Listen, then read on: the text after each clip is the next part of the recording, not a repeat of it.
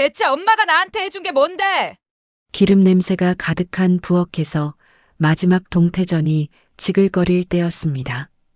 뜨거운 국그릇이 테이블 가장자리에 아슬아슬하게 걸려 있었고 친척들의 숟가락이 공중에서 멈췄습니다. 딸 지은의 눈동자에 번개처럼 원망이 번지더니 팔꿈치가 상을 향해 휘었습니다. 쾅 접시가 부딪히고 갈비찜이 뒤집히며 붉은 국물이 흰 상보를 타고 퍼졌습니다. 사돈의 혀 차는 소리, 민호의 낮은 탄식, 누군가의 빨리 닦으라는 속삭임이 뒤엉켰습니다. 미선의 손끝은 젓가락 하나도 붙들지 못한 채 허공을 더듬었고 방 안을 메우던 명절 인사가 순식간에 의심과 눈치로 바뀌었습니다. 대문 너머로 찬바람이 스며들자 집안의 공기는 더 차갑고 날카로워졌습니다. 지은의 어깨가 격렬하게 들썩였고 미선의 가슴은 미처 삼키지 못한 말들로 무겁게 내려앉았습니다.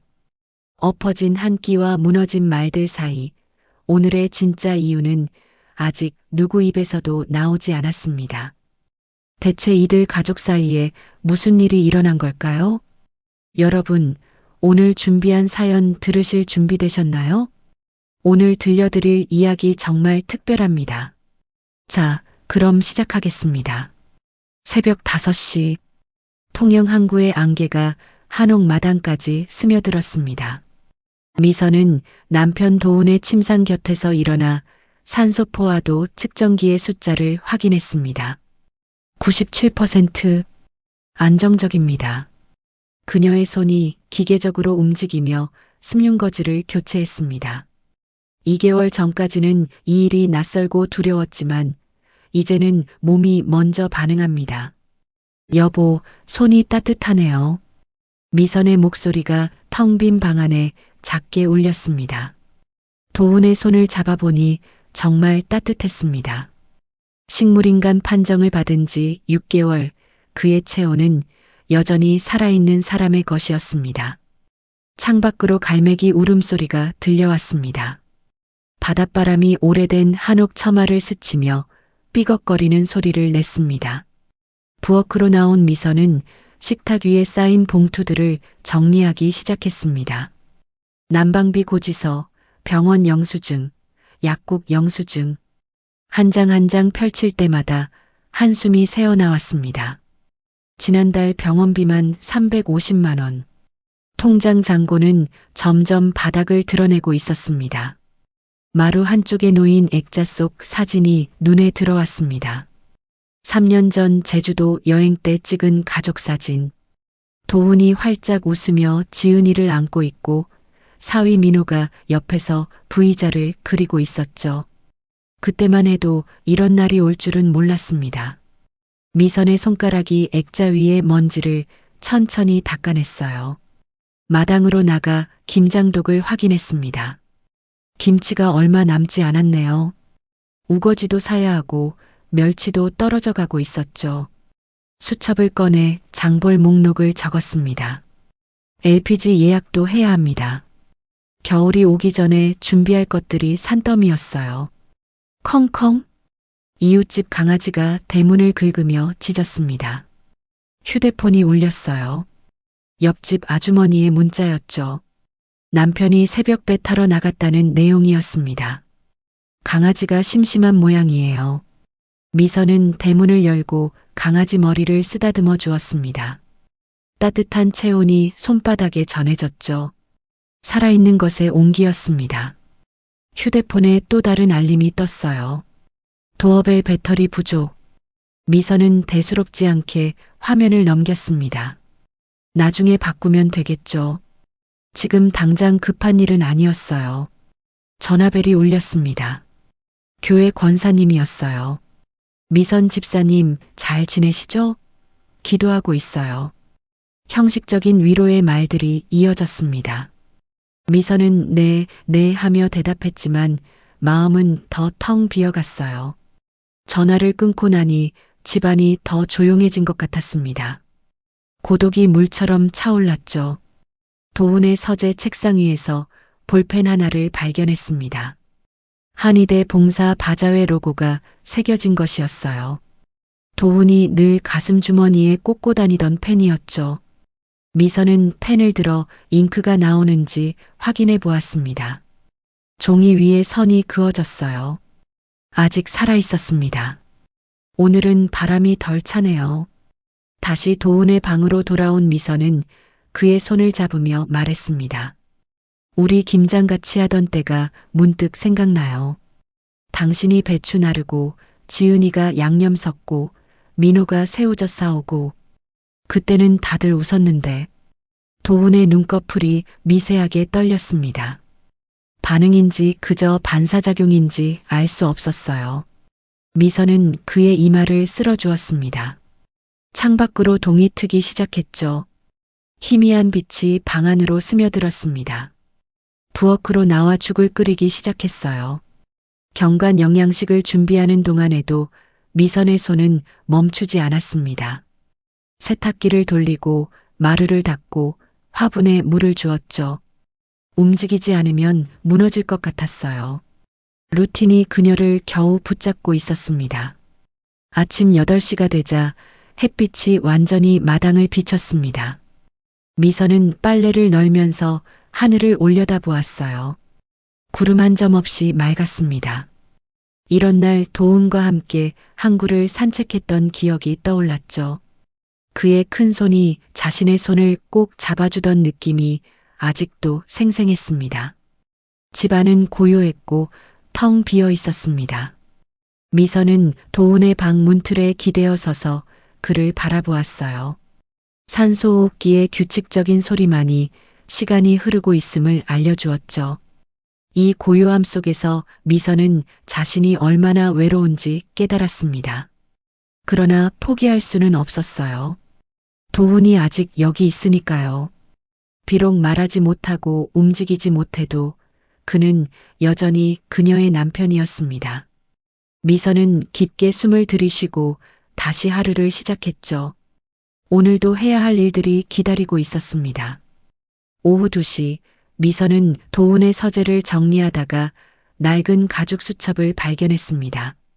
책장 뒤편에 떨어져 있던 것이었어요. 표지가 닳아서 모서리가 해졌지만 도훈의 손때가 묻어 있어 반질반질했죠. 미선의 손이 떨리며 수첩을 펼쳤습니다. 첫 페이지에 도훈의 필체가 선명했어요.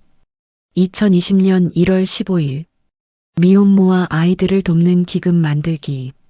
언젠가 꼭 밑줄이 2번 그어져 있었습니다. 미선의 눈가가 뜨거워졌어요. 도훈이 늘 말하던 그 약속이었죠. 수첩을 더 넘기자 구체적인 계획들이 적혀 있었습니다. 통영지역 미혼모 현황 조사, 필요한 지원 항목, 예상 기금 규모. 도훈은 의사로서 봉사활동을 하면서 많은 것을 보고 느꼈던 모양이었어요. 글씨 사이사이에 그의 고민과 열정이 묻어났습니다. 당신이 말하던 그 일 아직도 제자리예요. 미선이 수첩을 가슴에 안으며 중얼거렸습니다. 마음 한켠이 뜨끈해지면서도 무거워졌어요. 약속을 지키지 못한 미안함과 막막함이 동시에 밀려왔죠. 거실벽에 걸린 사진들을 다시 보니 다르게 보였습니다. 교회 바자회 사진 속에서 도훈이 유모차를 밀어주고 있었어요. 젊은 엄마가 고마워하며 웃고 있는 모습이 찍혀 있었죠. 그때는 그저 친절한 행동이라고만 생각했는데 이제 보니 도훈의 신념이 담긴 행동이었습니다. 미선은 수첩을 들고 경로당으로 향했어요. 그곳 게시판에는 각종 복지 공고문이 붙어 있었습니다. 미혼모 주거 지원 바우처, 양육비 지원 제도, 긴급 생계비 신청 안내. 미선은 하나하나 사진을 찍고 메모했죠. 도훈이 건강했다면 이런 정보들을 꼼꼼히 챙겼을 겁니다. 미선 씨, 뭘 그리 열심히 보고 있어요? 경로당 회장님이 물었습니다. 미선은 잠시 망설이다가 대답했어요. 그냥 요즘 어려운 분들이 많잖아요. 집으로 돌아오는 길에 라디오에서 뉴스가 흘러나왔습니다. 통영 지역 미혼모 쉼터가 예산 부족으로 폐쇄된다는 소식이었어요. 20살 미혼모와 3살 아이가 갈 곳을 잃었다는 인터뷰가 이어졌죠. 미선의 가슴이 답답해졌습니다. 분노와 안타까움이 뒤섞였어요. 집에 도착해 통장을 꺼내보았습니다. 잔고는 800만 원. 토지 등기부도 펼쳤어요. 시가 3억 원 정도의 땅이었죠. 하지만 이게 다 무슨 소용일까요? 도훈의 치료비로도 빠듯한데 남을 도울 여력이 있을까요? 내가 뭘 할 수 있지? 미선은 한숨을 쉬며 등기부를 접었습니다. 막막함이 무거운 돌처럼 가슴을 눌렀어요. 저녁이 되자 미선은 감나무에서 감을 몇 개 따왔습니다. 도훈이 가장 좋아하던 과일이었죠. 깨끗이 씻어서 접시에 담고 도훈의 침대 옆 탁자에 올려놓았어요. 마치 제사상에 올리는 것처럼 정성스럽게 놓았습니다. 여보, 당신이 좋아하던 감이에요. 올해는 유난히 달아요. 미선의 목소리가 떨렸습니다. 도훈의 손을 잡고 앉아 수첩에서 본 내용을 이야기했어요. 당신 수첩을 봤어요. 미혼모랑 아이들 돕고 싶어 했던 거 기억나요? 그때 나한테도 말했잖아요. 언젠가는 꼭 하고 싶다고. 도훈의 얼굴은 평온했습니다. 대답은 없었지만 미선은 계속 말을 이어갔어요. 오늘 뉴스에서 들었는데 쉼터가 문을 닫는데요. 20살 엄마와 3살 아기가 갈 곳이 없대요.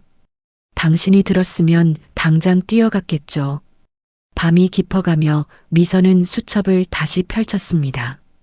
도훈이 적어놓은 계획들을 하나씩 읽어내려갔어요. 의료 지원, 교육 지원, 긴급 생활비 지원. 각 항목마다 예상 금액까지 적혀 있었죠. 도훈은 정말 진지하게 준비하고 있었던 것 같았습니다. 수첩 마지막 페이지에는 이런 문장이 적혀 있었어요. 받은 만큼 돌려주는 삶. 그것이 의사로서, 인간으로서의 의무. 미선의 눈에서 눈물이 흘렀습니다. 도훈은 늘 그런 사람이었어요. 자신보다 남을 먼저 생각하는 사람이었죠. 미선은 창밖을 바라보았습니다. 통영 바다 위로 배들의 불빛이 점점이 떠 있었어요. 저 배들도 각자의 목적지를 향해 가고 있겠죠. 미선도 이제 방향을 정해야 할 때인 것 같았습니다. 그래도 마음 한켠이 뜨끈해졌어요. 미선이 도훈의 손을 꼭 잡으며 말했습니다. 약속의 무게가 무겁게 느껴졌지만 동시에 따뜻한 무언가가 가슴속에서 꿈틀거렸어요. 아직 실행할 용기는 없었지만 씨앗은 심어진 것 같았습니다. 다음 날 아침 미선은 수첩을 도훈의 베개 밑에 넣어두었습니다. 언젠가 깨어나면 다시 볼 수 있도록. 그리고 자신의 수첩에 한 줄을 적었어요. 도훈의 약속, 우리의 약속. 펜을 내려놓으며 미선은 깊게 숨을 들이쉬었습니다. 문득 무언가가 시작되고 있다는 예감이 들었죠. 아침 10시 미선의 휴대폰에 카톡 알림이 떴습니다. 지은이었어요. 엄마 추석엔 다 같이 갈게 하트 이모티콘 3개. 평소와 달리 짧고 급하게 쓴 느낌이었죠. 미선은 뭔가 이상하다는 생각이 들었지만 딸이 오랜만에 온다는 소식에 마음이 들떴습니다. 점심 무렵 또 다른 메시지가 도착했어요. 예전에 딸이 근무했던 미용실 원장 정희 언니였습니다. 지은이 샵 접었다던데 괜찮나 싶어서 안부 전해. 미선의 손이 멈췄습니다. 심장이 쿵 내려앉았어요. 샵을 접었다고요? 처음 듣는 소식이었습니다.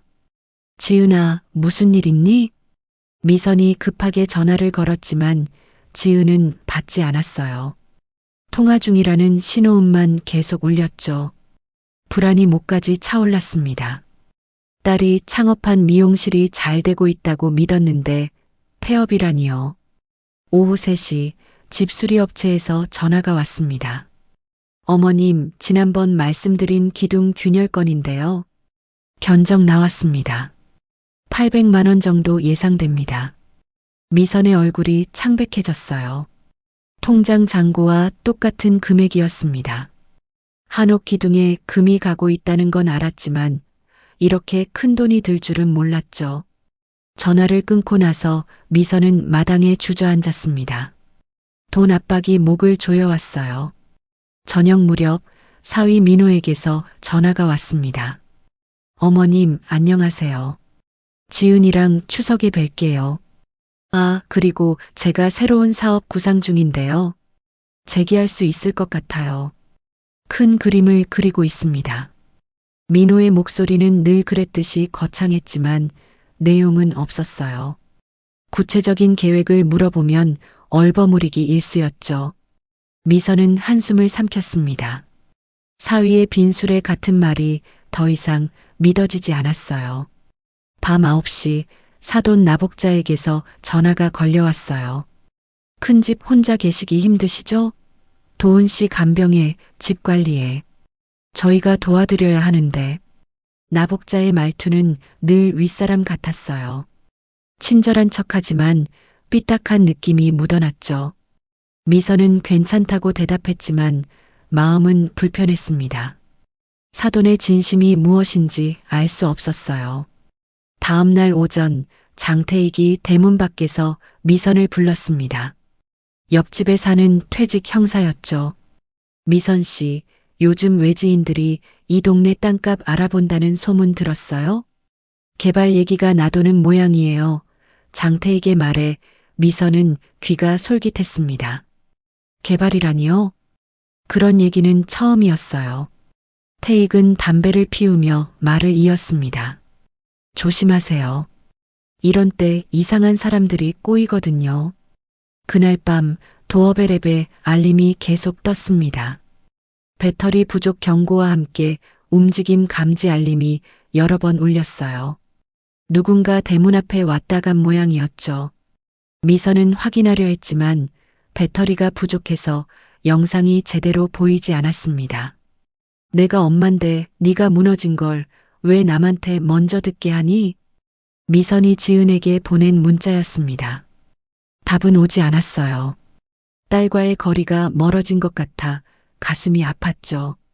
예전엔 무슨 일이든 먼저 전화해서 의논했는데 이제는 남보다 못한 사이가 된 것 같았습니다. 미선은 도은의 방으로 들어가 그의 손을 잡았습니다. 여보, 지은이가 미용실 문을 닫았대요. 왜 나한테는 말 안 했을까요? 내가 그렇게 믿음직스럽지 못한 엄마였나요?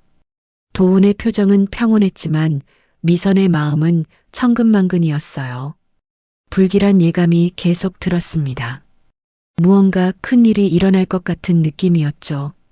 미선은 창밖을 바라보았습니다. 통영 바다는 여전히 잔잔했지만 마음속에는 폭풍이 몰아치고 있었어요. 딸의 폐업 소식, 집 수리비, 사돈의 이상한 태도, 개발 소문까지 모든 것이 한꺼번에 밀려왔습니다. 잠들기 전 미선은 일기장을 꺼냈어요. 오늘 있었던 일들을 하나씩 적어 내려갔죠. 글씨가 떨렸습니다. 불안과 두려움이 펜 끝에서 묻어났어요. 그래도 적고 나니 조금은 마음이 정리되는 것 같았습니다. 새벽 2시 미선은 잠에서 깼습니다. 도어벨이 울린 것 같았는데 다시 조용했어요. 창문을 열고 밖을 내다봤지만 아무도 없었습니다. 바람만이 대문을 흔들고 있었죠. 미선은 다시 누웠지만 잠이 오지 않았어요. 머릿속에서 여러 생각이 꼬리를 물고 이어졌습니다.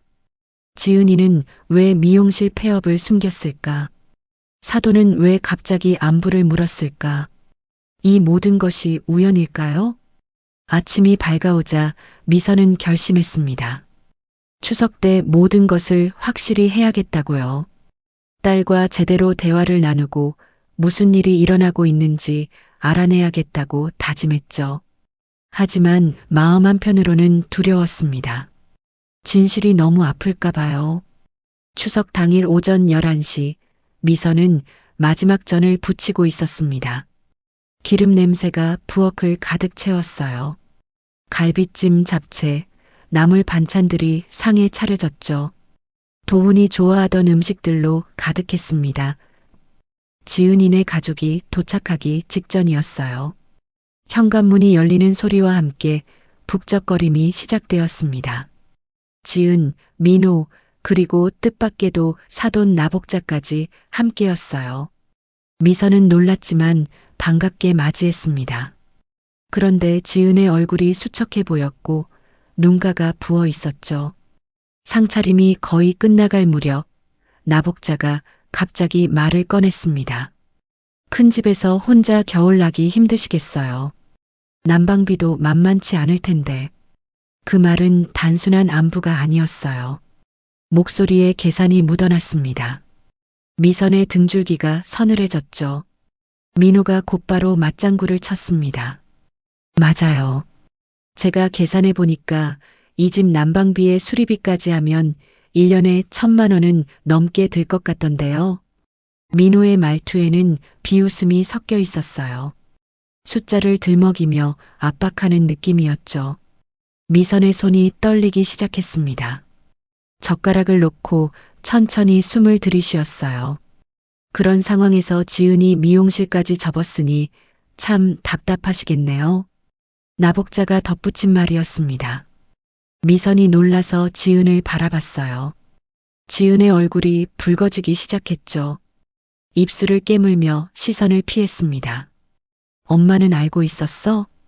지은의 목소리가 떨렸어요. 미선이 고개를 끄덕이자 지은의 눈에 눈물이 고였습니다. 그래, 알았어. 하지만 내가 직접 말해주길 기다렸지. 미선의 대답에 민호가 코웃음을 쳤어요. 기다렸다고요? 도와줄 마음도 없으면서. 그 말이 방아쇠가 되었습니다. 지은이 갑자기 폭발했어요.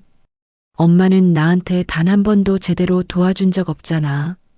지은의 목소리가 날카롭게 울렸어요. 그녀는 젓가락을 탁 하고 내려놓더니 앞에 차려진 상을 뒤집어 엎었어요. 쾅 하는 소리와 함께 뜨거운 국물이 사방으로 튀었어요. 미선은 얼어붙었습니다. 딸의 얼굴이 일그러져 있었어요. 원망과 분노가 가득했죠. 상 다리를 타고 흘러내리는 국물이 마치 지은의 눈물 같았습니다. 사돈 나복자가 혀를 차는 소리가 들렸어요. 친척들은 시선을 피했습니다. 아무도 나서지 않았죠. 네가 엎지른 건 국 한 그릇이 아니라 우리 사이였어. 미선의 목소리가 떨렸습니다. 가슴이 찢어지는 것 같았어요. 38살 딸이 이렇게 원망을 쏟아낼 줄은 몰랐습니다. 지은이 오열하기 시작했어요. 어깨가 들썩이며 울음을 터뜨렸죠. 민호가 재빨리 다가가 지은의 어깨를 감쌌습니다. 그 모습이 어색하게 연출된 것처럼 보였어요. 마치 미리 짜고 온 각본 같았죠. 지은아, 진정해. 여기서 이러면 어떡해. 민호의 위로도 진심이 없어 보였습니다. 나복자가 일어서며 말했어요. 지은아, 밖에 나가서 이야기하자. 여기서 이러면 되겠어? 나복자가 지은을 데리고 마당으로 나갔습니다. 민호도 따라 나갔어요. 미선은 홀로 엉망이 된 상차림 앞에 앉아 있었습니다. 손이 떨려서 행주도 제대로 잡을 수 없었어요. 그때 도어벨이 울렸습니다. 띵동 하는 소리가 집안에 울려 퍼졌어요. 하지만 아무도 신경 쓰지 않았죠. 미선도 일어설 힘이 없었습니다. 밖에서는 나복자와 지은, 민호의 목소리가 웅성거렸어요. 무슨 말을 하는지는 들리지 않았지만 뭔가를 의논하는 것 같았습니다. 미선은 천천히 일어나 부엌으로 갔어요. 싱크대에 기대어 서서 눈물을 삼켰습니다. 모욕감과 충격이 온몸을 휘감았어요. 딸이 던진 말들이 칼날처럼 가슴에 박혔죠. 정말 자신이 나쁜 엄마였을까요? 창밖을 보니 세 사람이 모여서서 뭔가를 열심히 이야기하고 있었습니다. 민호가 휴대폰을 꺼내 뭔가를 보여주고 있었어요. 지은은 고개를 끄덕이고 있었고 나복자는 팔짱을 끼고 듣고 있었죠.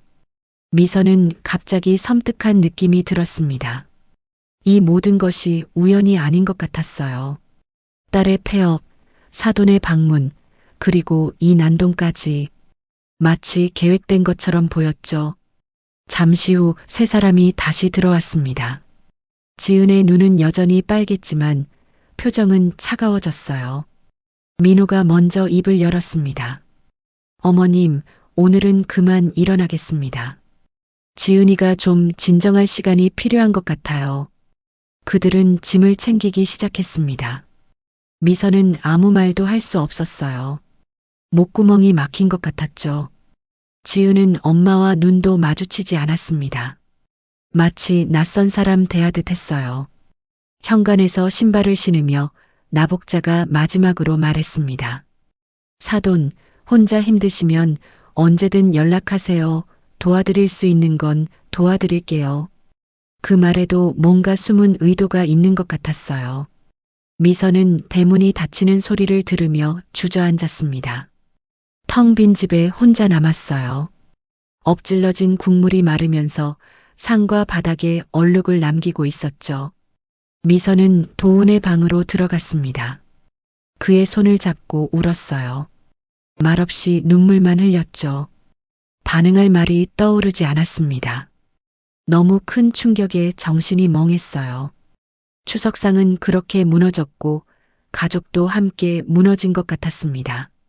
추석이 지나고 사흘째 되는 날 미선은 장을 보러 시장에 나갔습니다. 평소처럼 생선 가게에 들렀는데 주인 아주머니의 표정이 어색했어요. 미선이 고등어를 고르는 동안 옆 가게 아주머니가 속삭이는 소리가 들렸습니다. 미선 씨, 딸한테 좀 모질다던데 추석날 난리였다며. 그 말이 등 뒤에서 비수처럼 꽂혔어요. 미선의 손이 멈췄습니다. 뒤돌아보고 싶었지만 그럴 용기가 나지 않았죠. 고등어 값을 치르고 황급히 시장을 빠져나왔습니다. 얼굴이 화끈거렸어요. 집으로 돌아오는 길, 교회 지인 혜정을 만났습니다. 혜정은 미선의 손을 잡으며 위로하는 듯한 표정을 지었어요. 미선 집사님, 지은이가 마음고생이 많아 보이더라고요. 미용실 일도 그렇고 참 안 됐어요. 혜정의 말투는 동정 어린 것 같으면서도 어딘가 가시가 있었습니다. 미선은 억지로 미소를 지으며 고개를 끄덕였어요. 하지만 마음속에서는 의문이 꿈틀거렸죠. 내가 정말 딸에게 모진 엄마였을까요? 그날 밤 지은에게서 장문의 카톡이 왔습니다. 미선은 떨리는 손으로 휴대폰을 들었어요. 엄마는 늘 나를 깎아내렸어. 내가 뭘 해도 인정해주지 않았잖아. 미용실 할 때도 반대했고 결혼할 때도 시큰둥했어. 엄마는 늘 아빠만 생각했지. 나는 안중에도 없었어. 지은의 메시지는 원망으로 가득했습니다. 피해자인 것처럼 자신을 포장하고 있었어요. 미선은 화면을 멍하니 바라보았습니다. 정말 그랬던가요? 기억을 더듬어 보았지만 딸의 말과는 달랐어요.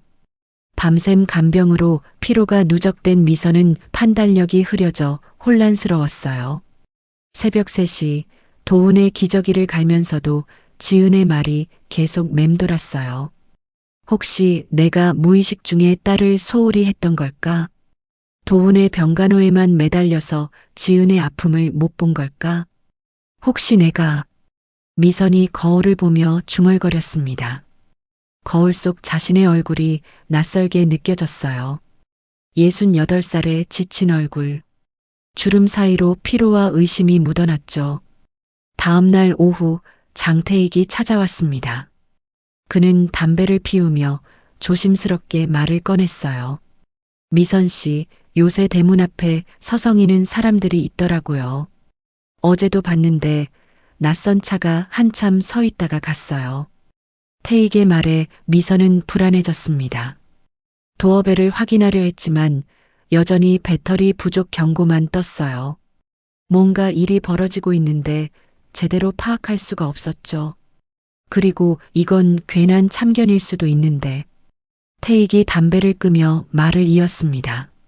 지은이 남편이랑 사돈 어르신이 부동산 중개소에 들어가는 걸 봤어요. 이 동네 땅값 물어보는 것 같던데 미선의 심장이 쿵 내려앉았습니다. 설마 그들이 이 집을 노리고 있는 걸까요? 아니, 그럴 리 없어. 딸이 그럴 리 없어. 미선은 고개를 저으며 그 생각을 떨쳐내려 했어요. 저녁이 되자 또 다른 문자가 왔습니다. 이번엔 민호였어요.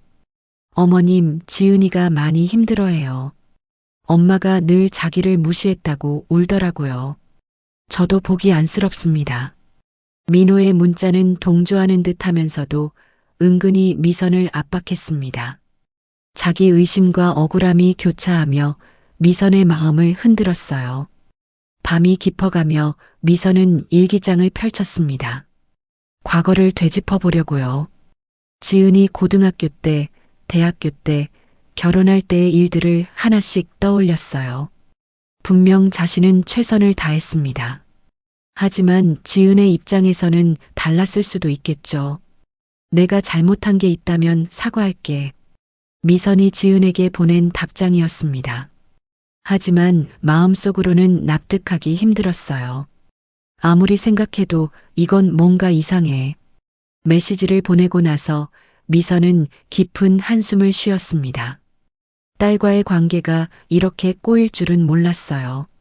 추석날의 충격이 아직도 생생한데 이제는 온 동네에 소문까지 났습니다. 새벽이 되자 미선은 도훈의 방으로 들어갔어요. 그의 손을 잡고 조용히 말했습니다. 여보, 나는 정말 나쁜 엄마였을까요? 지은이가 그렇게 말하는데 나도 헷갈려요. 내가 뭘 놓친 걸까요? 도훈은 여전히 고요했지만 미선은 대답을 기다리는 듯 한참을 앉아 있었어요. 창밖으로 첫새가 울기 시작했죠.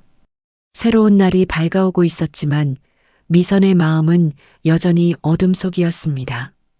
자기 의심과 억울함 사이에서 갈팡질팡하며 결심은 아직 서지 않았어요. 10월 초의 어느 오후 미선은 거실 청소를 하다가 소파 쿠션 사이에서 뭔가를 발견했습니다. 지은이 추석날 두고 간 아이패드였어요. 화면이 꺼진 채 먼지가 살짝 쌓여 있었죠. 미선은 잠시 망설이다가 전원 버튼을 눌렀습니다. 잠금 화면이 떴어요. 4자리 숫자를 입력하라는 창이었죠. 미선은 아이패드를 내려놓으려다가 멈췄습니다. 마음속 어딘가에서 목소리가 들렸어요. 확인해야 한다고, 진실을 알아야 한다고 말이죠. 미선은 지은의 생일을 입력했습니다. 0315. 틀렸어요. 그럼 결혼기념일. 1020. 역시 틀렸습니다. 미선은 잠시 생각하다가 도훈의 생일을 넣어봤어요. 072. 화면이 열렸습니다. 심장이 빠르게 뛰기 시작했어요. 미선의 손이 떨렸지만 멈출 수 없었죠. 메신저 앱을 열었습니다. 가장 최근 대화가 눈에 들어왔어요. 지은, 민호, 나복자가 함께 있는 단체 채팅방이었습니다. 이번 추석에 몰아붙여. 민호의 메시지였습니다. 시간은 9월 20일 오후 11시였어요. 집만 확보하면 다 해결돼. 나복자의 답장이었죠. 엄마가 혼자 감당 못할 거야. 아빠 병원비에 집 수리비까지. 지은의 메시지가 이어졌습니다. 미선의 얼굴이 창백해졌어요. 손가락으로 화면을 내리며 더 많은 대화를 읽었습니다. 그들은 이미 몇 달 전부터 계획을 세우고 있었어요. 미선을 압박해서 집을 팔게 만들거나 명의를 이전받으려는 계략이었죠. 개발 확정되면 시세보다 3배는 뛴다니까. 민호가 8월에 보낸 메시지였습니다. 미선은 파일함을 열었어요. 계약서 샘플이라는 제목의 캡처 화면이 여러 장 있었습니다. 부동산 매매 계약서, 증여 계약서, 위임장 양식들이었죠.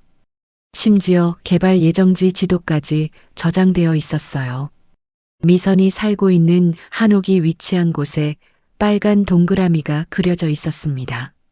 내가 엄마로서 눈 감아준 걸 너희는 계략으로 돌려줬구나. 미선의 목소리가 떨렸습니다. 배신감이 분노로 바뀌기 시작했어요. 그때 대문 밖에서 목소리가 들렸습니다. 장태익이었어요. 미선 씨, 잠깐 나와 보실래요? 중요한 얘기가 있어서. 미선은 아이패드를 들고 밖으로 나갔습니다. 태익의 표정이 심상치 않았어요. 그는 주머니에서 작은 수첩을 꺼냈죠. 어젯밤에 뒷마당 쪽에서 이상한 통화 소리가 들려서 메모해뒀어요. 지은이 남편이랑 사돈분이 계셨는데 뭔가 의논하더라고요. 태익이 수첩을 펼쳤습니다. 날짜와 시간, 들은 내용이 빼곡히 적혀 있었어요. 엄마가 버티면 강제로라도 법적으로 무능력자로 만들 수도, 이런 말들이 적혀 있었죠. 그리고 이것도 있어요. 태익이 휴대폰을 꺼냈습니다.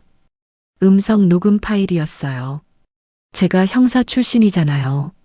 증거 수집이 몸에 배어서 혹시 필요하실까봐 녹음해뒀는데 변호사랑 상의해서 활용하세요. 미선은 태익의 손을 꽉 잡았습니다. 고마움과 안도감이 밀려왔어요.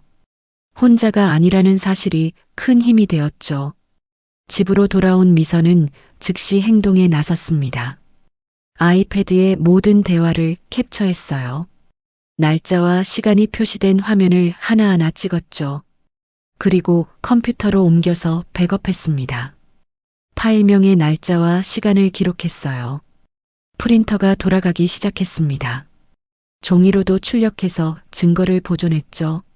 미선의 손동작이 빨라졌어요. 68배 나이가 무색할 정도로 민첩했습니다. 저녁이 되자 미선은 도훈의 방으로 들어갔습니다. 출력한 종이 뭉치를 들고 그의 옆에 앉았어요. 여보, 이제 알았어요. 우리 딸이 우리를 배신했어요. 아니, 딸이 아니라 민호와 사돈이 주도한 것 같아요. 하지만 지은이도 동조했죠. 도훈의 손을 잡으며 미선이 말을 이었습니다. 이제 어떻게 해야 할지 알 것 같아요. 가만히 당하고만 있을 수는 없어요. 당신이 지키고 싶어 했던 것들, 내가 지킬게요. 미선의 눈빛이 단단해졌습니다. 배신감의 분노가 행동 에너지로 전환되고 있었어요. 더 이상 의심하거나 망설이지 않겠다는 결심이 섰죠. 밤이 깊어갔지만 미선은 계획을 세우기 시작했습니다. 내일 아침 일찍 변호사를 찾아가야겠다고 생각했어요. 증거들을 정리하고 대응 방안을 마련해야 했죠. 창밖으로 보이는 통영 바다는 잔잔했지만 미선의 마음속에는 큰 파도가 일고 있었습니다. 이제 새로운 싸움이 시작될 것이었어요. 하지만 두렵지 않았습니다. 진실을 알았으니까요. 다음 날 아침 7시 미선은 최성우 이장을 찾아갔습니다. 이장 집 마당에는 감나무 아래 평상이 놓여 있었어요.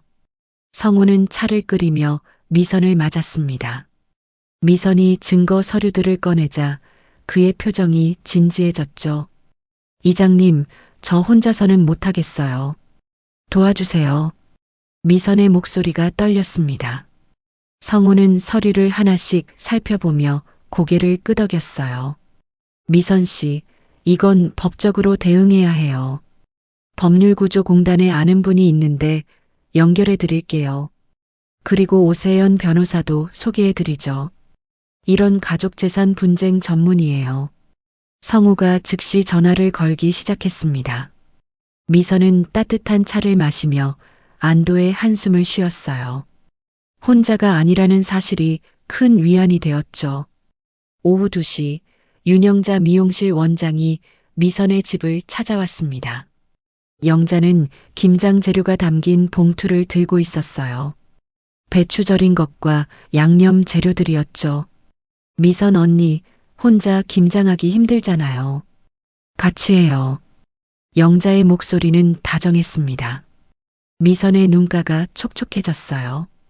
영자는 앞치마를 두르며 말을 이었죠. 그리고 언니, 추석날 그 난동 얘기 손님들한테 다 들었어요. 다들 지은이가 너무했다고들 해요. 필요하면 제가 증언할게요. 영자의 말에 미선은 그녀의 손을 꽉 잡았습니다. 고마움이 목까지 차올랐어요. 이장님, 저 무섭지만 해보겠습니다. 저도 힘 닿는 데까지 포기하지 않고 해볼게요. 미선이 성호에게 전화로 전한 말이었습니다. 결심이 확고해졌어요.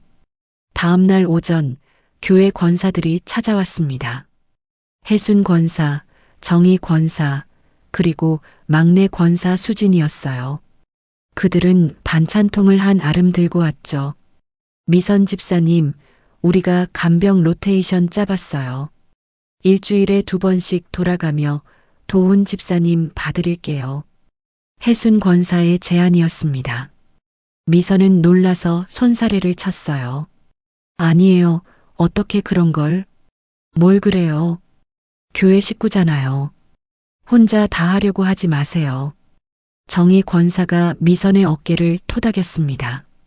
수지는 벌써 도훈의 방으로 들어가 이불을 정리하고 있었어요. 미선의 가슴이 뜨거워졌습니다. 그들의 따뜻한 마음의 온기가 온몸을 감쌌죠. 오후에는 이웃집 젊은 아가씨가 왔어요. 25살 은지였습니다. 그녀는 공구 가방을 들고 있었죠. 아주머니, 도어벨 배터리 교체해 드릴게요. 제가 이런 거 잘해요. 은지는 능숙한 손놀림으로 도어벨을 분해하고 새 배터리를 넣었습니다. 앱도 다시 설정해 주었어요. 이제 녹화 기능이 정상적으로 작동했죠. 앞으로 누가 와도 다 찍힐 거예요. 안심하세요. 은지의 씩씩한 목소리에 미선은 미소를 지었습니다. 저녁 무렵 마을 사람들이 하나둘 모이기 시작했어요. 김장을 도와주러 온 것이었죠. 장태익도 왔고 옆집 박씨 아저씨, 앞집 김씨 아주머니까지 마당에 큰 대야를 놓고 다 함께 김장을 시작했습니다. 미선 씨, 우리가 다 알아요. 힘내세요. 박씨 아저씨가 배추를 나르며 말했어요. 김씨 아주머니는 젓갈을 버무리며 덧붙였죠. 이 집 사위가 여기저기 땅값 물어보고 다닌대요. 다들 수상하다고 해요. 마을 사람들이 미선의 편이 되어주고 있었습니다. 풍요롭진 않지만 따뜻한 손길들이 모여들었어요. 배추에 양념을 바르며 다들 웃고 떠들었죠. 오랜만에 집안에 활기가 돌았습니다. 김장이 끝나고 다들 막걸리를 나눠 마셨어요. 그때 한 아주머니가 조용히 미선에게 다가왔습니다. 평소에 말이 없던 순자 아주머니였어요. 미선 씨, 사실 나도 21살 때 미혼모였어요. 아이 낳고 혼자 키웠죠. 그때 도움받은 게 있어서 지금까지 살 수 있었어요. 순자의 고백에 미선은 놀랐습니다. 순자가 말을 이었어요. 도훈 선생님 뜻 들었어요. 미혼모 돕는 일, 정말 필요한 일이에요. 응원할게요. 순자의 눈에 눈물이 고였습니다. 미선도 함께 눈물을 흘렸어요. 나 혼자가 아니었네요. 당신이 남긴 사람이 아직도 곁에 있어요. 미선이 도훈의 방에서 그의 손을 잡으며 말했습니다. 창밖으로 마을 사람들의 웃음소리가 들렸어요. 고립감이 완화되고 있었습니다. 혼자가 아니라는 위안이 큰 힘이 되었죠. 밤이 되자 미선은 일기장에 오늘 있었던 일들을 적었습니다. 도와준 사람들의 이름을 하나씩 적으며 감사함을 되새겼어요. 이장님, 영자, 권사님들, 은지, 그리고 마을 사람들. 이들이 있어서 싸울 수 있는 용기가 생겼습니다. 내일은 변호사를 만나기로 했어요. 법적 대응을 시작할 것입니다. 하지만 오늘 밤만큼은 따뜻한 연대의 온기를 느끼며 잠들고 싶었죠. 미선은 김장독 가득 찬 마당을 보며 미소를 지었습니다. 겨울 준비가 끝났어요. 마음의 준비도 함께요. 10월 중순의 맑은 아침, 미선은 통영 시내의 법률사무소를 찾았습니다. 오세연 변호사는 40대 초반의 차분한 여성이었어요. 미선이 준비해온 증거들을 펼치자 세연은 안경을 고쳤으며 꼼꼼히 살펴보기 시작했죠. 박미선님, 이 상황에서 가장 좋은 방법은 공익증여입니다. 본인 지분을 미혼모와 아이들을 위한 재단에 기증하는 거예요. 세연이 법률 서적을 펼치며 설명했습니다. 미선은 긴장된 표정으로 귀를 기울였어요. 공동 소유자로서 본인 지분은 즉시 처리 가능합니다. 하지만 남편분 지분은 법원 허가가 필요해요. 한정후견이나 특별대리인 선임 절차를 거쳐야 합니다. 미선은 고개를 끄덕였습니다. 복잡했지만 이해할 수 있었어요. 세연이 서류를 작성하기 시작했죠. 도훈 씨, 당신 몫은 법이 허락하는 절차대로 지켜낼게요. 내 몫은 지금 당장 시작합니다. 그날 밤 미선이 도훈에게 한 말이었습니다. 두려움 속에서도 길이 보인다는 감각이 들었어요. 다음 날 미선은 세연과 함께 지역 신탁사를 방문했습니다. 회의실에서 담당자가 재단 설립 절차를 설명했어요. 먼저 정관을 작성해야 합니다. 목적, 사업 내용, 이사 구성, 감사 선임까지요. 미선은 도훈의 수첩을 꺼내 보였습니다. 거기 적힌 계획들을 바탕으로 정관 초안을 만들기 시작했어요. 미혼모 긴급 생활비 지원, 아동 교육 지원, 의료 지원. 도훈의 꿈이 문서로 구체화되고 있었죠. 은행 미팅도 이어졌습니다. 재단 계좌 구조와 지급 심사 체계를 구축하는 작업이었어요. 담당 팀장이 서류를 검토하며 말했습니다. 이런 공익 목적이라면 저희도 적극 협조하겠습니다. 특별 금리도 적용해 드리죠. 미선의 마음이 조금씩 가벼워졌어요. 일이 순조롭게 진행되고 있었습니다. 그리고 며칠 후 예상했던 반격이 시작되었어요. 세연 변호사에게서 전화가 왔습니다. 상대방이 움직였어요. 재산처분금지 가처분 신청을 할 가능성이 높습니다. 미리 대비해야 해요. 미선과 세연은 즉시 대응 자료를 정리했습니다. 도훈의 의료 기록, 병원비 영수증, 미선의 재산관리 내역까지 모든 것이 정당한 목적임을 증명할 서류들이었죠. 그때 은지가 보낸 메시지가 왔어요.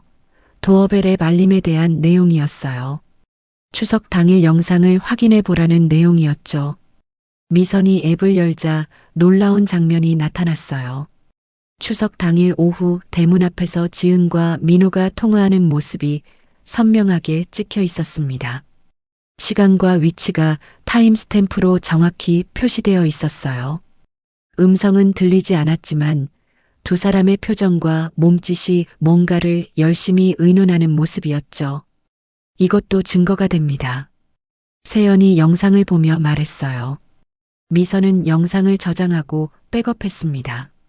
일주일 후 법원에 서류를 제출하는 날이 왔어요. 미선은 떨리는 손으로 서류 뭉치를 들었습니다. 공익 목적 증여 신청서, 재단 정관, 도훈의 수첩 사본, 의료 기록, 그리고 최근의 증거들까지. 이제 시작이에요. 힘내세요. 세연이 미선의 어깨를 토닥였습니다. 법원 건물로 들어가는 미선의 발걸음은 무거웠지만 단단했어요. 그날 오후 미선은 이장과 마을 사람들을 집으로 초대했습니다. 거실에 둘러앉아 재단 설립 계획을 설명했어요. 한도훈 기념재단을 만들려고 해요. 미혼모와 아이들을 돕는 일을 할 거예요. 사람들은 박수를 쳤습니다. 순자 아주머니는 눈물을 흘렸어요. 장태익이 말했죠. 우리도 이사로 참여할게요. 투명하게 운영하도록 돕겠습니다. 미선은 감사함에 목이 메었어요. 마을 공동체가 함께 움직이기 시작했습니다. 그러나 반격도 곧 시작되었어요. 지은에게서 문자가 왔습니다. 엄마가 제정신이 아닌 것 같아. 치료가 필요해. 민호도 전화를 걸어왔어요. 어머님, 지금 하시는 일이 정상적인 판단이신가요? 가족 재산을 남에게 주신다고요? 하지만 미선은 흔들리지 않았습니다. 준비된 대답을 차분히 전했어요. 내 재산을 어떻게 쓰든 그건 내 권리란다. 법적으로 전혀 문제없는 일이야. 전화를 끊고 미선은 도훈의 방으로 갔습니다. 그의 손을 잡으며 말했어요. 당신 뜻대로 하고 있어요. 이제 멈출 수 없어요. 창밖으로 저녁 노을이 붉게 물들고 있었습니다. 미선의 첫 반격이 시작된 날이었어요. 두려움 속에서도 길이 보인다는 희망이 있었죠. 내일은 더 큰 싸움이 기다리고 있겠지만 오늘은 작은 승리를 맛본 날이었습니다. 10월 말의 어느 오전, 통영 지역신문 기자 김준호가 미선의 집을 찾아왔습니다. 20대 후반의 준호는 노트북과 카메라를 들고 있었어요. 이장 성우의 소개로 온 것이었죠. 박미선님의 이야기를 듣고 싶습니다. 식물인간이 된 남편분의 뜻을 이어받아 재단을 설립하신다고요. 준호의 눈빛은 진지했습니다. 미선은 잠시 망설이다가 도훈의 수첩을 꺼냈어요.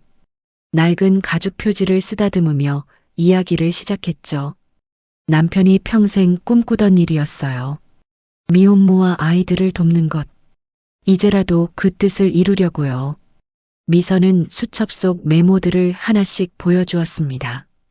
도훈의 정성스러운 필체가 빼곡했어요. 준호는 사진을 찍으며 메모를 했죠. 그리고 서랍에서 오래된 사진들을 꺼냈습니다. 교회 바자회에서 도훈이 미혼모 가족을 돕는 모습, 의료 봉사 현장 사진들이었어요. 이 사진도 써주세요. 남편이 얼마나 따뜻한 사람이었는지 알려주고 싶어요. 준호는 고개를 끄덕이며 사진을 스캔했습니다. 인터뷰는 2시간 넘게 이어졌어요. 3일 후 기사가 게재되었습니다. 제목은 식물인간 남편의 뜻을 지키는 아내의 결심이었어요. 기사는 지역면 톱기사로 실렸고 온라인에도 올라갔죠. 댓글들이 달리기 시작했습니다. 대부분 호의적이었어요. 정말 감동적입니다. 이런 분들이 계셔서 세상이 따뜻해요. 응원합니다. 미선은 떨리는 손으로 댓글들을 읽었습니다. 눈가가 뜨거워졌어요. 사람들이 내 편이라서가 아니라 당신의 뜻 덕분에 용기를 얻어요. 미선이 도훈의 손을 잡으며 말했습니다. 희망의 빛이 보이는 것 같았어요. 교회에서도 반응이 왔습니다. 해순 권사가 기사를 복사해서 게시판에 붙였어요. 경로당에도 스크랩이 돌았고 시장 상인들 사이에서도 화제가 되었죠. 미선을 보는 시선이 달라졌습니다. 동정이 아닌 존경의 눈빛이었어요. 그런데 그날 밤 지은에게서 전화가 왔습니다. 울먹이는 목소리였어요. 엄마, 이건 오해야. 우리가 집을 노린 게 아니라. 지은의 변명이 이어졌지만 말 속에서 본심이 새어나왔습니다. 그래도 가족 재산을 남한테 주는 건 너무한 거 아니야? 나도 엄마 딸인데. 미선은 차분하게 대답했어요. 네 아빠가 평생 꿈꾸던 일이야. 너도 알잖아. 전화를 끊고 미선은 통화 내용을 메모했습니다. 세연 변호사의 지침대로였어요. 녹취는 하지 않았지만 날짜와 시간, 대화 요지를 기록했죠. 그리고 지은과 나눈 문자 내역도 캡처해서 보관했습니다. 다음 날 놀라운 일이 일어났어요. 통영 지역 기업인 회장이 연락을 해온 것이었습니다. 기사 잘 봤습니다. 저도 한도훈 선생님께 진료받은 적이 있어요. 재단에 기부하고 싶습니다. 첫 번째 외부 후원 제안이었어요. 미선은 감격했습니다. 도훈의 선한 영향력이 여전히 살아있었던 것이죠. 오후에는 지역 방송국에서도 연락이 왔습니다. 라디오 인터뷰 요청이었어요. 미선은 떨렸지만 수락했습니다. 더 많은 사람들에게 도훈의 뜻을 알리고 싶었어요. 그러나 모든 반응이 긍정적인 것은 아니었습니다. 익명의 반박글도 올라왔어요. 가족을 버리고 남을 돕는다는 것이 과연 옳은가 하는 내용이었죠. 미선은 가슴이 아팠지만 흔들리지 않으려 노력했습니다. 시장에 장을 보러 갔을 때 반응은 확연히 달라져 있었어요. 생선 가게 아주머니가 환하게 웃으며 인사했습니다. 미선 씨, 기사 봤어요. 정말 대단하세요. 야채 가게 할머니도 토마토를 덤으로 더 넣어주며 응원했어요. 소문의 방향이 완전히 바뀐 것이었죠. 이제 사람들은 지은의 행동을 비난하기 시작했습니다. 딸이 너무했다더라. 어떻게 엄마한테 그럴 수가 있어. 남편분이 그렇게 좋은 분이었는데 딸은 왜 그래. 미선은 복잡한 심정이었어요. 여론이 자신의 편이 되어 기뻤지만 딸이 비난받는 것은 마음 아팠죠. 하지만 이미 시작된 일이었습니다. 멈출 수 없었어요. 저녁에 세연 변호사가 전화를 걸어왔습니다. 여론이 완전히 돌아섰어요. 이제 상대방도 함부로 움직이기 어려울 겁니다. 희망의 빛이 더 밝아지고 있었어요. 하지만 미선은 알고 있었습니다. 이것이 끝이 아니라는 것을, 더 큰 싸움이 기다리고 있다는 것을요. 그래도 오늘은 작은 승리를 맛본 날이었습니다. 경계를 늦추지 않으면서도 희망을 품을 수 있는 날이었어요. 11월 초의 차가운 아침, 미선의 우편함에 신용카드 독촉장이 가득 들어 있었습니다. 봉투를 열어보니 지은의 앞으로 된 채무였어요. 주소가 미선의 집으로 변경되어 있었죠. 총 채무액은 1,500만 원이 넘었습니다. 미선의 손이 떨렸어요. 딸이 이렇게까지 할 줄은 몰랐습니다. 독촉장을 들고 집으로 들어가는데 대문 밖에서 거친 목소리가 들렸어요. 박미선 씨 맞죠? 한지은 씨 어머니시죠? 딸 빚 대신 갚으셔야 합니다. 40대 남자가 대문을 두드리고 있었습니다. 채권 추심업자였어요. 미선은 현관문을 잠그고 경찰에 신고했습니다. 도어벨 앱으로 그 남자의 모습을 녹화하면서요. 겁나지만 이제는 숨지 않아요. 모든 걸 기록하겠습니다. 미선이 스스로에게 다짐하듯 말했습니다. 경찰이 도착해서 추심업자를 돌려보냈지만 오후에 또 다른 사람이 찾아왔어요. 이번엔 민호의 지인이라고 소개한 남자였습니다. 그는 마당 담장 너머로 고함을 질렀죠. 돈 갚아라. 사기꾼 가족들. 미선은 다시 경찰을 불렀습니다. 경찰이 경고 조치를 내렸지만 불안은 계속 커졌어요. 밤에 혼자 있기가 무서워졌죠. 그때 이웃들이 나섰습니다. 장태익과 동네 청년들이 순찰을 자원했어요. 미선 씨, 걱정 마세요. 저희가 밤마다 돌아볼게요. 태익의 든든한 목소리에 미선은 조금 안심했습니다. 며칠 후 법무법인 명의의 내용 증명이 도착했어요. 납옥자가 보낸 것이었습니다. 재산 처분 중지 요구, 정신감정 필요, 법적 조치 예고. 미선은 즉시 세연 변호사에게 연락했습니다. 세연은 차분하게 대응 방안을 설명했어요. 예상했던 일이에요. 저희도 준비된 자료로 맞대응하겠습니다. 하지만 압박은 계속되었습니다. 지은, 민호, 납옥자가 퍼뜨린 루머가 동네에 돌기 시작했어요. 미선이 판단 능력을 잃었다는 소문이었죠. 심지어 치매 초기라는 말까지 나돌았습니다. 어느 날 밤 미선은 잠에서 깼습니다. 대문 손잡이를 흔드는 소리가 들렸어요. 도어벨 앱을 확인하니 검은 옷을 입은 누군가가 대문을 열려고 시도하고 있었습니다. 미선은 즉시 경찰에 신고했어요. 한밤중에 누가 침입하려 해요.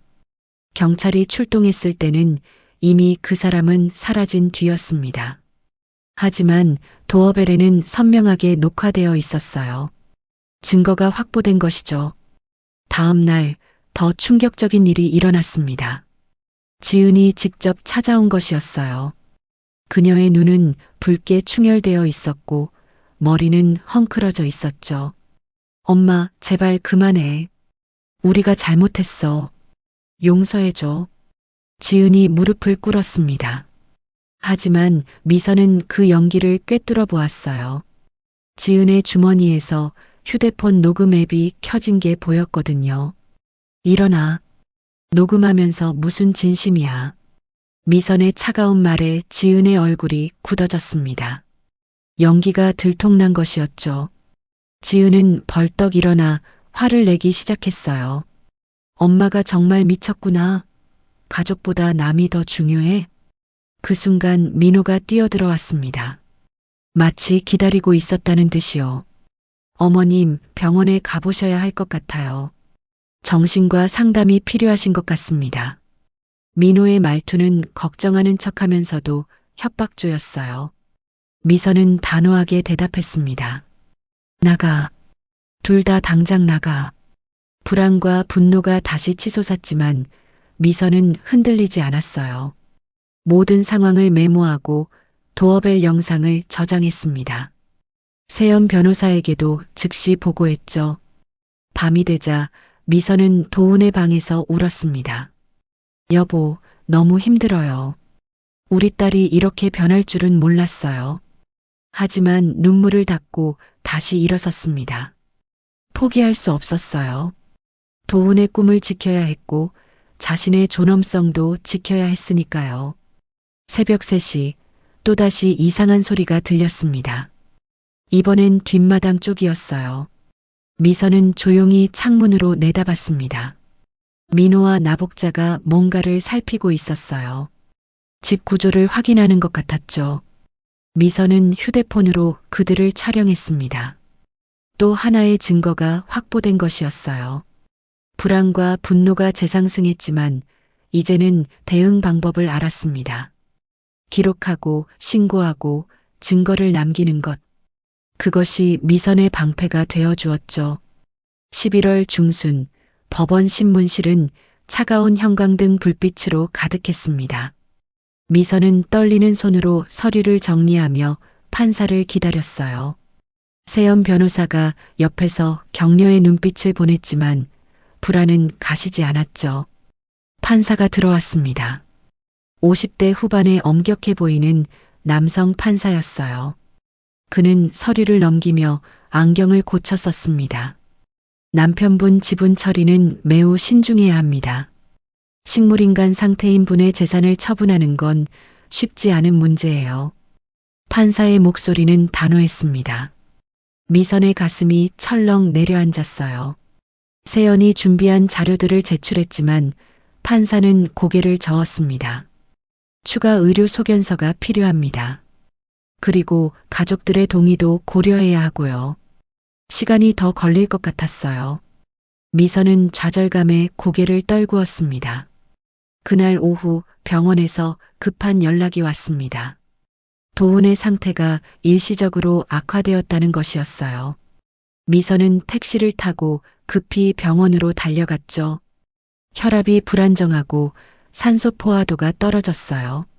항생제를 투여하고 있습니다. 의사의 설명을 들은 미선은 다리에 힘이 풀렸습니다. 도훈의 창백한 얼굴을 보니 눈물이 났어요. 이런 상황에서 싸움을 계속해야 하는지 의문이 들었죠. 여보, 나도 사람이네요. 오늘은 좀 무너져도 될까요? 미선이 도훈의 손을 잡고 흐느꼈습니다. 무력감이 정점에 달했어요. 다음 날 은행에서도 좋지 않은 소식이 왔습니다. 재단 예치금 약정을 막기로 했던 지점장이 말을 바꾼 것이었어요. 법적 리스크가 너무 큽니다. 가족 분쟁이 해결될 때까지 협력하기 어려울 것 같아요. 미선은 또 한 번 절망했습니다. 모든 것이 막막해졌어요. 대안을 찾아야 했지만 어디서부터 시작해야 할지 막막했죠. 저녁에는 인터넷에 익명의 반박글이 올라왔습니다. 미선을 비난하는 내용이었어요. 가족을 버리는 냉정한 여자, 치매에 걸린 노인, 판단력을 잃은 사람. 악의적인 댓글들이 달리기 시작했죠. 미선은 노트북을 닫았습니다. 더 이상 볼 힘이 없었어요. 마음이 무너지는 것 같았습니다. 한밤중 미선은 혼자 거실에 앉아 있었어요. 집안은 고요했고 시계 초침 소리만 들렸죠. 정말 이 싸움이 맞는 건지, 너무 큰 일을 벌인 건 아닌지 의심이 들었습니다. 내가 너무 큰 싸움을 건 걸까? 미선의 혼잣말이 빈 공간에 울렸어요. 외로움과 두려움이 목까지 차올랐습니다. 그때 휴대폰이 울렸어요. 새벽 2시에 걸려온 전화였죠. 지은이었습니다. 엄마 아빠 상태 들었어. 이제 그만하자. 우리가 잘못했어. 집은 엄마가 가져. 대신 아빠 치료에만 집중해줘. 지은의 목소리는 진심처럼 들렸어요. 하지만 미선은 알고 있었습니다. 이것도 전략의 일부라는 것을요. 지은아, 엄마도 피곤해. 나중에 얘기하자. 전화를 끊고 미선은 창밖을 바라봤습니다. 통영 항구의 불빛들이 희미하게 보였어요. 저 불빛들처럼 자신의 희망도 깜빡거리고 있는 것 같았죠. 다음 날 아침 세연 변호사가 찾아왔습니다. 그녀의 표정도 어두웠어요. 상대방이 정신감정 신청을 정식으로 제출했어요. 법원이 받아들이면 절차가 더 복잡해집니다. 미선은 한숨을 쉬었습니다. 끝이 보이지 않는 싸움이었어요. 체력도 정신력도 바닥을 드러내고 있었죠. 변호사님, 저 할 수 있을까요? 미선의 목소리가 떨렸습니다. 세연이 미선의 손을 잡았어요. 포기하지 마세요. 아직 끝나지 않았어요. 하지만 미선의 마음은 이미 흔들리고 있었습니다. 도훈의 악화된 상태, 법원의 신중한 태도, 은행의 거절, 악의적인 여론까지 모든 것이 무너지는 것 같았어요. 그날 밤 미선은 도훈의 방에서 잠들었습니다. 의자에 기대어 앉은 채로요. 꿈속에서 도훈이 건강했던 시절이 나타났어요. 함께 웃고 있는 모습이었죠. 잠에서 깨어나니 현실의 무게가 더욱 무겁게 느껴졌습니다. 새벽녘 미선은 일기장에 한 줄을 적었어요. 오늘은 무너졌다. 내일은 모르겠다. 펜을 내려놓고 창밖을 보니 동이 트고 있었습니다. 새로운 날이 시작되고 있었지만 미선에게는 가장 어두운 밤이었어요. 무력감이 온몸을 짓누르고 있었습니다. 11월 하순의 어두운 저녁, 미선은 혼자 거실에 앉아 있었습니다. 텔레비전은 꺼져 있었고 집안은 고요했어요. 그때 휴대폰에서 알림음이 울렸습니다. 조카에게서 온 영상 메시지였어요. 화면을 열자 3년 전 영상이 재생되었습니다. 도훈이 조카의 졸업식에서 축사를 하는 장면이었어요. 도훈의 목소리가 선명하게 들렸죠. 너희도 언젠가 누군가의 손을 잡아줘라. 받은 만큼 나누는 게 아니라 나눌 수 있을 때 나누는 거야. 미선의 눈에서 눈물이 흘렀습니다. 도훈의 건강했던 모습, 따뜻한 미소, 확신에 찬 목소리, 모든 것이 그리웠어요. 영상을 다시 재생했습니다. 또다시 도훈의 말이 가슴 깊이 스며들었죠. 다음 날 오전 예상치 못한 방문객들이 왔습니다. 이장성우, 윤영자, 장태익이 김장 재료를 들고 온 것이었어요. 배추, 무, 젓갈, 양념까지 준비해 왔죠. 같이 합시다. 영자의 짧은 한마디에 미선은 울컥했습니다. 마당에 큰 대야를 놓고 김장이 시작되었어요. 일하면서 사람들이 하나둘 이야기를 꺼냈습니다. 사실 나도 어릴 때 고아였어요. 태익의 고백이었습니다. 미선은 놀라서 그를 바라봤어요. 한의원 원장님이 저를 도와주셨죠.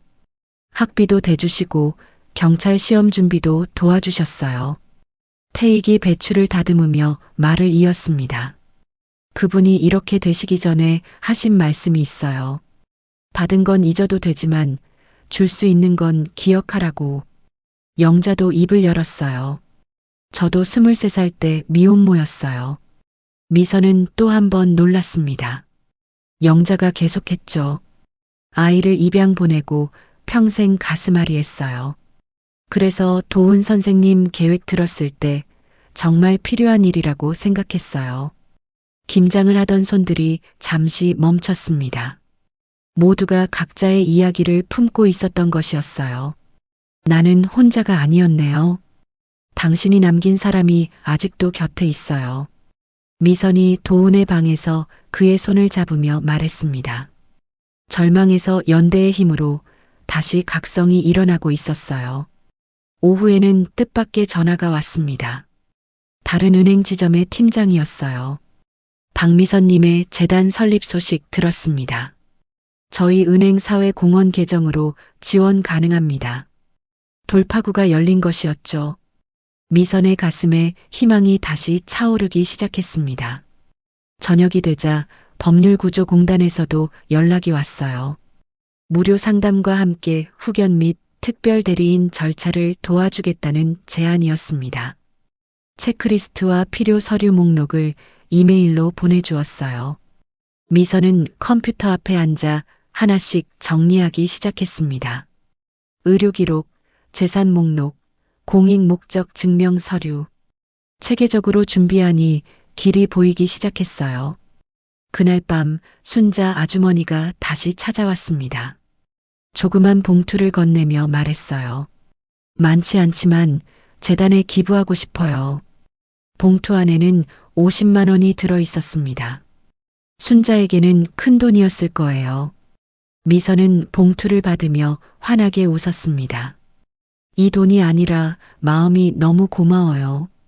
순자가 미선의 손을 꽉 잡았어요. 미선 씨가 하는 일이 성공해야 해요. 나 같은 사람들을 위해서라도. 밤이 깊어가며 미선은 거실에 앉아 오늘 있었던 일들을 되새겼습니다.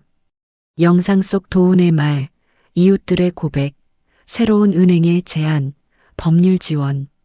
모든 것이 다시 움직이기 시작했어요. 새벽 3시 미선은 일기장을 펼쳤습니다. 어제와는 다른 글을 적었어요. 오늘은 다시 일어섰다. 내일은 싸울 것이다. 펜을 내려놓고 창밖을 보니 별들이 선명하게 빛나고 있었습니다.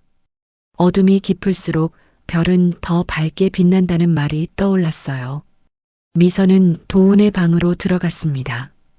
그의 이마에 손을 얹고 조용히 말했어요. 당신이 남긴 꿈, 이제 정말 이룰 수 있을 것 같아요. 혼자가 아니니까요. 도운의 표정이 평온해 보였습니다. 미선은 그 옆에서 잠들었어요. 내일을 위한 힘을 충전하면서 절망의 밤은 지나가고 새로운 아침이 오고 있었습니다. 연대의 힘과 함께 다시 일어설 준비가 되었어요.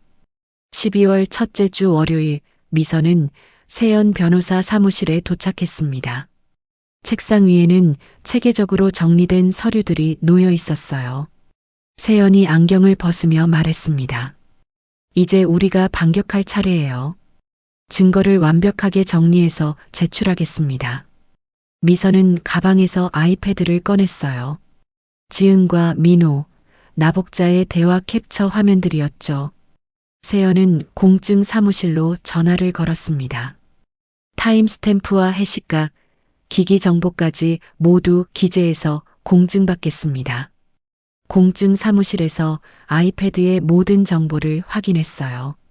일련 번호, 캡처 시각, 파일의 고유값까지 문서에 기록되었죠. 공증인의 도장이 찍히자 미선은 안도의 한숨을 쉬었습니다. 첫 번째 증거가 법적 효력을 갖게 된 것이었어요. 다음은 장태익의 차례였습니다. 태익은 자신의 수첩과 메모를 들고 왔어요. 통신비밀보호법 검토하셨죠? 녹음은 문제가 될 수 있으니 진술 중심으로 가겠습니다. 세연이 고개를 끄덕였습니다. 태익은 추석 당일과 그 이후 목격한 내용을 상세히 진술했어요. 날짜, 시간, 장소, 들은 말들이 정확하게 기록되었죠. 현장 청취 메모와 즉시 기록한 내용들이 증거로 채택되었습니다. 오후에는 도어벨 영상을 정리했어요. 은지가 와서 도와주었습니다. 추석 당일 오후 3시 48분 현관 앞에서 지은 씨와 민호 씨가 대화하는 장면이에요. 영상에는 두 사람이 무언가를 열심히 의논하는 모습이 담겨 있었죠.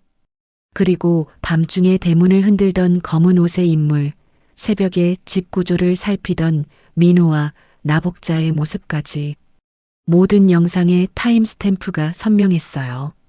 이제 법이 판단하겠죠. 나는 내 몫을 다했습니다. 미선이 차분하게 말했습니다. 할 수 있는 건 다 했다는 확신이 들었어요.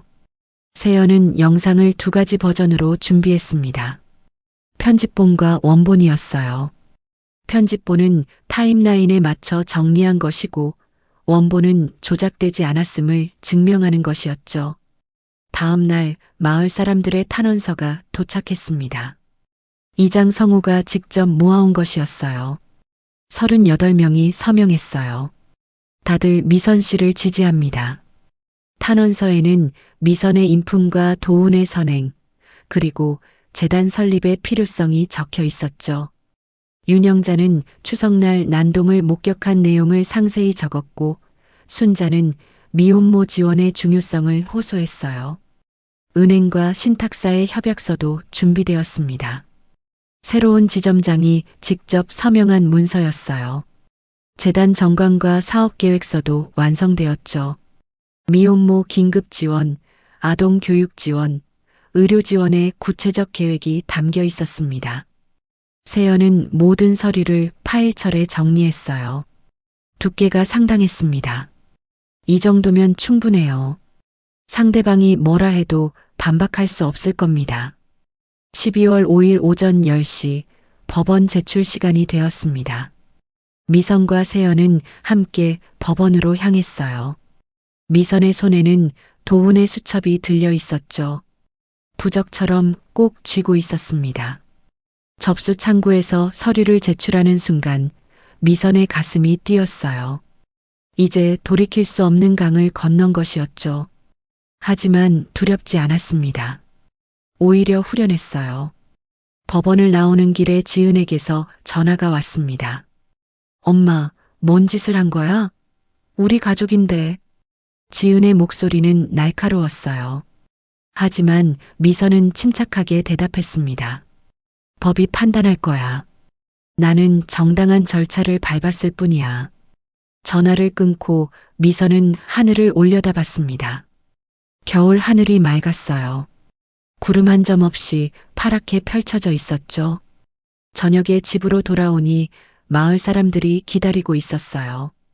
작은 축하 파티를 준비한 것이었죠. 막걸리와 전, 김치전과 파전이 상에 올라왔습니다. 오늘이 새로운 시작이에요. 이장 성우가 잔을 들며 말했습니다. 모두가 잔을 들었어요. 미선의 눈가가 촉촉해졌죠. 밤이 되어 미선은 도운의 방으로 들어갔습니다. 오늘 제출한 서류 목록을 읽어주었어요. 아이패드 증거, 태익씨 진술, 도어벨 영상, 탄원서, 그리고 당신 수첩까지 다 제출했어요. 도운의 손을 잡으며 미선이 말을 이었습니다. 이제 기다리는 일만 남았어요. 당신 뜻대로 될 거예요. 창밖으로 별이 빛나고 있었습니다. 증거의 삼각편대가 완성된 날이었어요. 미선은 차분한 확신을 품고 잠자리에 들었습니다. 12월 20일 오전 10시 법원 판결문이 도착했습니다. 미선은 떨리는 손으로 봉투를 열었어요. 세연 변호사가 옆에서 함께 읽었습니다. 피신청인 한지은, 최민호, 나복자의 재산처분금지 가처분 신청을 기각한다. 신청인 박미선의 공익증여는 정당한 권리 행사로 인정한다. 미선의 눈에서 눈물이 흘렀습니다. 이겼어요. 법이 자신의 편을 들어준 것이었죠. 세연이 미선의 어깨를 두드렸습니다. 축하해요. 이제 시작이에요. 판결문은 계속 이어졌습니다. 남편 도운의 지분에 대해서는 특별 대리인을 선임하여 공익 목적 일부 이전을 단계적으로 허가한다는 내용이었어요. 완전하지는 않지만 충분한 승리였습니다. 일주일 후 한도운 기념 재단 설립 등기가 완료되었습니다. 통영시청 회의실에서 창립 행사가 열렸어요. 이사로는 최성우 이장, 윤영자 원장, 장태익이 위촉되었고 감사로는 지역 회계사가 선임되었죠. 용서는 나중 문제예요. 우선 약속을 지켰다는 사실이 중요하네요. 미선이 창립식에서 한 말이었습니다. 안도와 감사, 그리고 단단한 경계가 공존하는 목소리였어요. 재단의 첫 사업이 시작되었습니다. 통영과 거제 지역 미혼모 가정 3곳에 긴급 생계비와 보육료가 지원되었어요. 22살 미혼모 정희는 눈물을 흘리며 감사 인사를 전했습니다. 아이 분유값도 걱정이었는데 정말 감사합니다. 그리고 고등학생 2명에게 장학금이 전달되었어요. 한부모 가정의 아이들이었죠. 그중 한 명인 18살 수연이가 편지를 보내왔습니다. 포기하려던 대학 진학을 다시 꿈꿀 수 있게 되었습니다. 한도훈 선생님의 뜻을 이어받아 저도 누군가를 돕는 사람이 되겠습니다. 미선은 편지를 읽으며 도훈이 기뻐할 모습을 떠올렸어요. 12월 25일 지역신문에 후속 기사가 실렸습니다. 한도훈 기념재단 첫 지원금 전달이라는 제목이었어요. 사진에는 미선과 수혜자들이 함께 찍혀 있었죠. 모두가 환하게 웃고 있었습니다. 라디오 인터뷰 요청도 왔어요. 미선은 낮은 톤으로 차분히 이야기했습니다. 남편이 평생 꿈꾸던 일이었어요. 이제야 시작했지만 꾸준히 이어가겠습니다. 방송이 나간 후 후원 문의가 쏟아졌어요. 지역 기업들과 개인들이 동참하고 싶다고 연락해왔죠. 재단의 기금이 조금씩이지만 늘어나기 시작했습니다. 그런데 며칠 후 지은에게서 문자가 왔어요. 엄마 미안해, 정말 잘못했어. 용서해 줄 수 있을까? 민호도 문자를 보내왔습니다. 어머님, 저희가 욕심이 과했습니다. 죄송합니다. 미선은 문자를 읽고 한참을 생각했어요. 그리고 짧게 답장을 보냈습니다. 시간이 필요해. 지금은 아직이야. 답장을 보류한 것이었죠. 용서는 나중의 문제였습니다. 지금은 재단 운영에 집중할 때였어요. 12월 말 미선은 도훈의 방을 정리했습니다. 이제는 집이 아닌 요양병원으로 옮기기로 한 것이었어요. 전문적인 돌봄이 필요했고 미선도 재단 일에 집중해야 했으니까요. 여보, 이제 더 좋은 곳으로 가요. 거기서 잘 돌봐줄 거예요. 도훈을 요양병원으로 옮기는 날 미선은 그의 손을 꼭 잡았습니다. 병원 창밖으로는 통영 바다가 보였어요. 도훈이 좋아하던 풍경이었죠. 연말 결산을 하며 미선은 깨달았습니다. 잃은 것도 있지만 얻은 것도 많다는 것을요. 딸과의 관계는 깨졌지만 새로운 가족 같은 사람들을 얻었어요. 집도 지켰고 도훈의 꿈도 이루었죠. 대면이 오르막이에요. 화분에는 감나무 모종이 새싹을 틔우고 있었죠. 봄이 오면 더 크게 자랄 것입니다. 미선은 재단 사무실로 향했어요. 오늘도 상담 전화가 여러 통 와 있었습니다. 도움이 필요한 사람들이었죠. 미선은 하나하나 꼼꼼히 기록하며 지원 방안을 검토했어요. 저녁이 되자 미선은 도훈이 쓰던 수첩을 펼쳤습니다. 첫 페이지에 적힌 문구를 다시 읽었어요. 미혼모와 아이들을 돕는 기금 만들기. 언젠가 꼭. 이제 그 언젠가가 현실이 된 것이었죠. 창밖으로 겨울 바다가 잔잔하게 빛나고 있었습니다. 미선의 싸움은 끝났지만 새로운 시작이 기다리고 있었어요. 도훈의 꿈을 이어가는 긴 여정이 시작된 것입니다. 2026년 1월 초 새해 첫 햇살이 한옥마당을 비추고 있었습니다. 미선은 도훈의 방이었던 곳에 서 있었어요. 이제 그곳은 재단 상담실로 바뀌어 있었죠. 벽에는 아이들이 보낸 손편지들이 알록달록하게 걸려 있었습니다. 엄마가 일할 수 있게 도와주셔서 감사해요. 5살 민준이가 색연필로 그린 그림이었어요. 삐뚤빼뚤한 글씨지만 진심이 담겨 있었죠. 이제 학교에 갈 수 있어요. 공부 열심히 할게요. 12살 서연이의 편지였습니다. 깔끔한 글씨로 정성껏 적혀 있었어요. 미선은 편지들을 하나씩 읽으며 미소를 지었습니다. 도훈이 건강했다면 이 편지들을 보고 얼마나 기뻐했을까요? 침대가 있던 자리에는 이제 상담 테이블이 놓여 있었고 그 위에는 도훈의 사진이 놓여 있었어요. 여보, 당신의 뜻이 내 하루를 채우고 있어요. 그래서 오늘도 괜찮습니다. 미선이 사진을 보며 조용히 말했습니다. 고독했지만 평온한 충만감이 마음을 채웠어요. 대문 앞 화분을 확인하러 나갔습니다. 작년 겨울에 심은 감나무 모종이 제법 자라 있었어요. 아직 작지만 뿌리를 단단히 내리고 있었죠. 새로운 시작의 상징이었습니다. 미선은 물을 주며 나무를 살폈어요.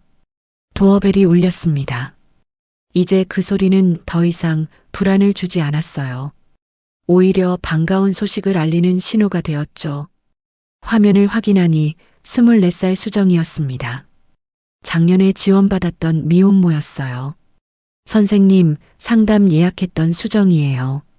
미선이 대문을 열자 수정이 아기를 안고 들어왔습니다. 아기는 10개월쯤 되어 보였어요. 통통한 볼이 건강해 보였죠. 어머, 벌써 이렇게 컸네요. 미선이 아기의 손을 잡자 아기가 까르르 웃었습니다. 그 웃음소리가 집안을 가득 채웠어요. 오랜만에 들어보는 생명력 있는 소리였죠. 상담실에서 수정과 이야기를 나누었습니다.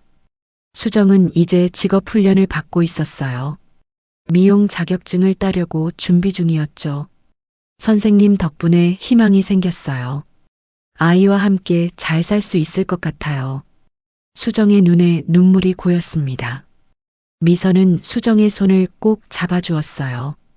점심시간이 되자 미선은 부엌으로 갔습니다. 작은 식탁에 밥상을 차렸어요. 예전처럼 혼자 먹는 밥상이 아니었죠. 한 그릇을 더 놓는 것이 습관이 되었습니다. 언젠가 돌아올 사람을 위한 자리였어요. 지은일 수도, 도훈일 수도, 아니면 도움이 필요한 누군가일 수도 있겠죠. 오후에는 재단 이사들이 모였습니다. 이장 성호, 영자, 태익이 회의실로 들어왔어요. 이번 분기 지원 대상자를 선정하는 회의였죠. 이번엔 13가정이 신청했어요. 다 도와주고 싶지만 미선이 서류를 넘기며 말했습니다. 태익이 고개를 끄덕였어요. 우선순위를 정해야겠네요. 긴급한 순서대로. 회의는 2시간 넘게 이어졌습니다. 모두가 진지하게 토론했어요. 도훈의 뜻을 제대로 이어가려는 마음이 하나였죠. 저녁이 되자 미선은 요양병원에 전화를 걸었습니다. 도훈의 상태를 확인하는 일과였어요. 오늘도 안정적이십니다. 혈압도 정상이고요. 간호사의 보고를 들으며 미선은 안도했습니다. 내일 면회를 가기로 마음먹었어요. 밤이 되어 일기장을 펼쳤습니다. 오늘 있었던 일들을 적어 내려갔어요. 수정이의 방문, 아기의 웃음소리, 이사회 회의, 그리고 도훈의 안부. 평범하지만 의미 있는 하루였죠. 창밖으로 겨울 바람 소리가 들렸습니다. 하지만 더 이상 춥지 않았어요. 집안에는 따뜻한 온기가 돌고 있었으니까요. 아이들의 편지, 사람들의 발걸음, 희망의 이야기들이 집을 채우고 있었습니다. 휴대폰 녹음 파일을 열었어요. 작년에 녹음해둔 아이들의 웃음소리였습니다. 재단 행사 때 아이들이 뛰어놀던 소리였죠. 미선은 그 소리를 들으며 미소를 지었어요. 마지막으로 도훈의 사진을 바라보았습니다. 사진 속 도훈은 여전히 따뜻하게 웃고 있었어요. 당신이 꿈꾸던 세상을 조금씩 만들어가고 있어요. 완벽하지는 않지만 최선을 다하고 있어요. 미선은 불을 끄고 침실로 향했습니다. 내일도 바쁜 하루가 될 것이었어요. 상담 예약이 3건이나 있었고 후원금 전달식도 있었죠. 집은 여전히 고요했지만 더 이상 공허하지 않았습니다. 도훈의 꿈이, 아이들의 희망이, 그리고 미선 자신의 새로운 삶이 그 공간을 가득 채우고 있었으니까요. 스스로를 지켜낸 자존감과 함께 미선은 평온한 잠자리에 들었습니다.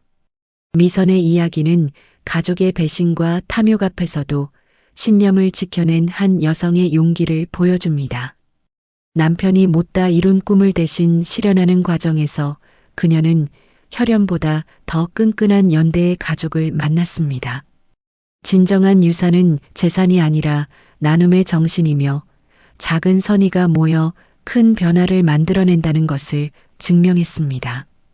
통영의 겨울 바다처럼 차갑고 거칠었던 시간을 견뎌낸 미선은 이제 봄을 맞을 준비가 되어 있습니다.